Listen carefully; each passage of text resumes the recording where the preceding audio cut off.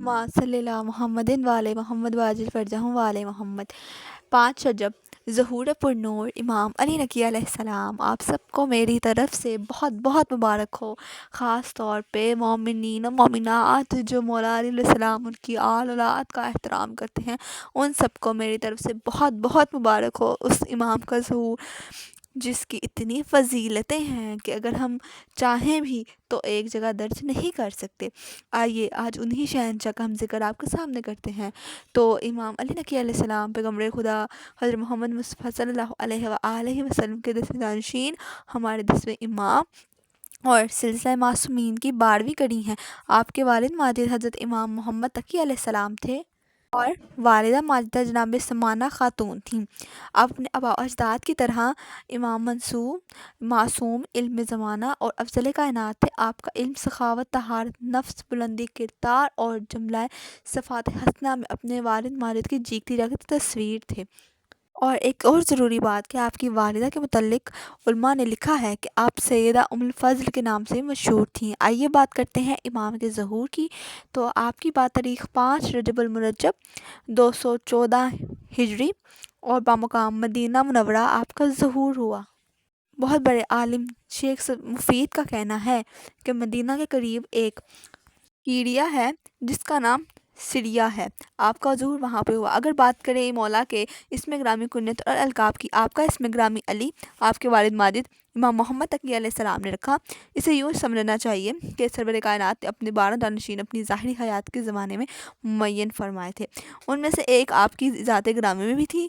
आपके वालिद माजिद ने उसी मुअय्यन इस्म से मौसूम कर दिया और उलमा तबरसी लिखते हैं कि 4 मासूमीन के अस्मा लोहे महफूज में लिखे हुए हैं। सरवर कायनात ने उसी के मुताबिक सबके नाम मुअय्यन फरमाए हैं और हर एक के वालिद ने उसी की निशानी में अपने फ़र्जंद का नाम रखा था। ये अलकाब बहुत कसीर हैं, जिनमें मशहूर अलकाब नकी, मुर्तज़ा और अस्करी ज़्यादा मशहूर हैं।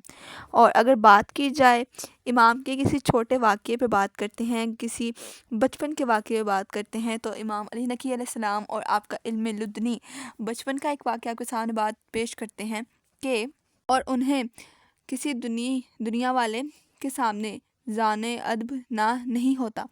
ज़ाती इल्म और हिकमत के अलावा मज़ीद शर्फ़ कमाल की तहसील अपने आबा और अजदाद से करते हैं।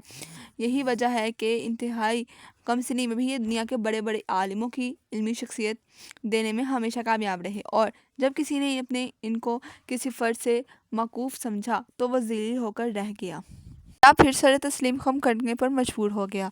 आपका एक वाक़या है हज़रत इमाम मोहम्मद तकी अलैहिस्सलाम की वफ़ात के बाद, यानी शहादत के बाद, इमाम अली नकी अलैहिस्सलाम जिनकी उस वक़्त उम्र 7 से 4 साल की थी, मदीना में मुर्जे खलाइक बन गए थे। ये देखकर वो लोग जो आले मोहम्मद से दिली दुश्मनी रखते थे, ये सोचते पर मजबूर हो गए कि किस तरह इनकी मज़ाकरियत को ख़त्म किया जाए और कोई ऐसा मुअल्लिम इनके साथ लगा दिया जाए जो इन्हें तालीम भी दे और इनकी अपने हसूल में तरबियत करने के साथ इनके पास लोगों के पहुंचने का सद्देबाब करे। ये लोग इसी ख्याल में थे कि उमर बिन फर्ज रजी फ़राख्त हज के बाद मदीना पहुंचा। लोगों ने उससे अर्ज़ किया, मदा किया, बलाखिर हुकूमत के दबाव से ऐसा इंतज़ाम हो गया कि इमाम अली नकी अलैहिस्सलाम को तालीम देने के लिए इराक़ का सबसे बड़ा आलिम अदीब अब्दुल्ला इब्ने जनीदी मकूल मुशायरा पर लगाया गया। ये जनीदी आले मोहम्मद की दुश्मनी में ख़ास शोहरत रखता था। अलगर्ज जनीदी के पास हुकूमत ने इमाम अली नकी अलैहिस्सलाम को रख दिया और जनीदी को ख़ास तौर पर इसकी अमर की हदायत कर दी गई कि इनके पास रोज़ाना आ जाया करे। जनीदी ने आपको कसरे सरबा में अपने पास रखा। होता ये था कि जब रात होती थी तो दरवाज़ा बंद कर दिया जाता था और दिन में भी शियों के मिलने की इजाज़त ना थी। इस तरह आपके मानने वालों की आमद का सिलसिला मुतलिक हो गया और आपका फैज़ जारी बंद हो गया। लोग आपकी ज़ियारत और आपसे इस्तिफ़ादे से महरूम हो गए। रावी का बयान है कि मैंने एक दिन जनीदी से कहा, ग़ुलाम हाशमी का क्या हाल है?